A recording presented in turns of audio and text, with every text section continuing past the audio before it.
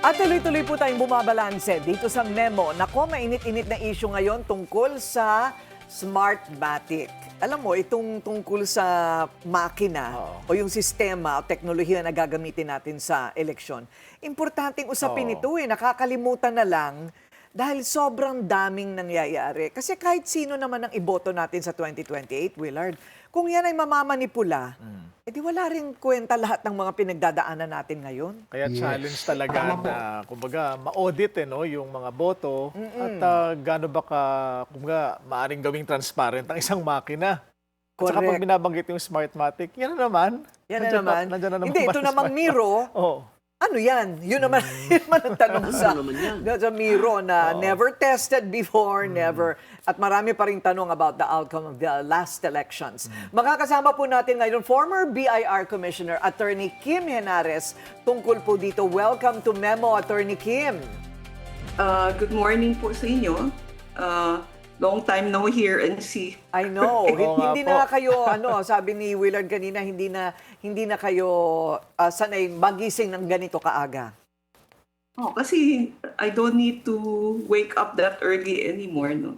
At fresh na, Semi-retired. oo nga, at fresh na ni Ma'am Kim, wala na masyadong problema. Oo nga. Pero ano po ba ang latest dito po sa issue ng Smartmatic? Actually, the person who approached me are the lawyers of Smartmatic. Kasi pagkaintindi ko, meron hong final na criminal case laban sa general manager or president ng Smartmatic that was assigned to the Philippines. No? So they're defending him and they were just asking me kung paano ho binubuisan yung contractor ng gobyerno. No? So, kasi from what I understood, 7%, originally, COMELEC withheld 12% VAT. But then when they asked for our ruling, the law, it said government can only withhold 5% VAT. So yung 7%, binalik ko sa Smartmatic. So pagkaintindi ko, tinatanong lang nila kung ano ba yung paano ba binubuisan ang mga contractor sa Pilipinas. And bakit Ayun. daw po ito mahalagang malaman, Kom? Yung nature ng taxation, paano po ito makakatulong or gaano ito ka-relevant doon sa kaso? I think the case is hinged on may binalik sa kanila yung 7% kasi na-over-withheld. Ang premise ho ng prosecution is corruption issue yun, bribery issue raw yun. No?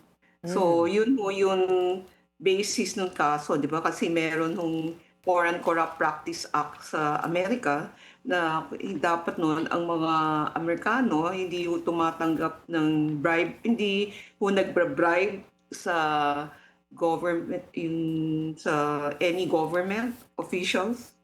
So if you do that, that's a criminal act in the United States. Okay.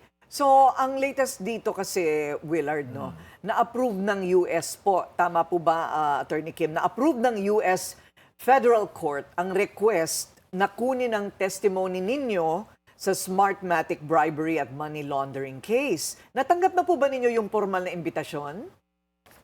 Wala pa.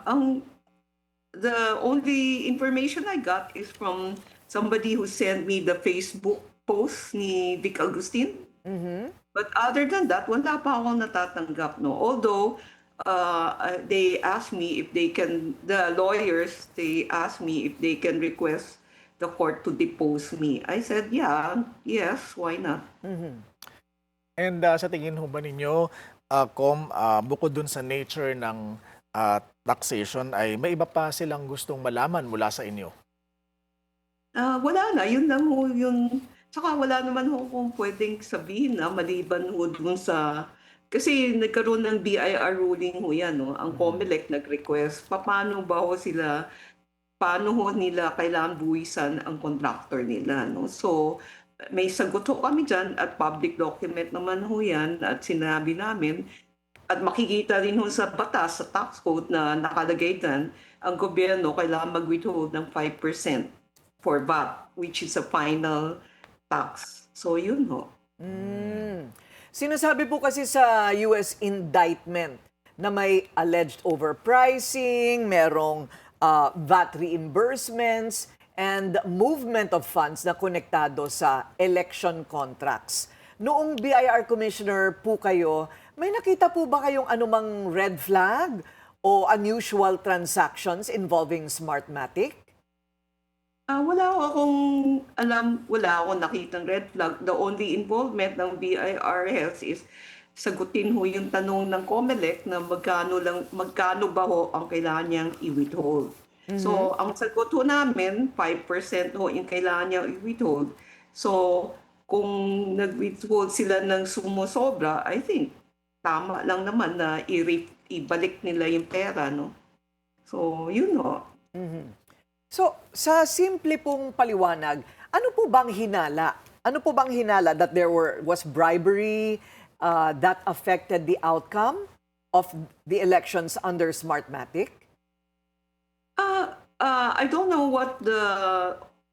I don't think it's up to that point, no? Ang hinala lang nila is may bribe or yun may amount ng money na napunta ho sa government official.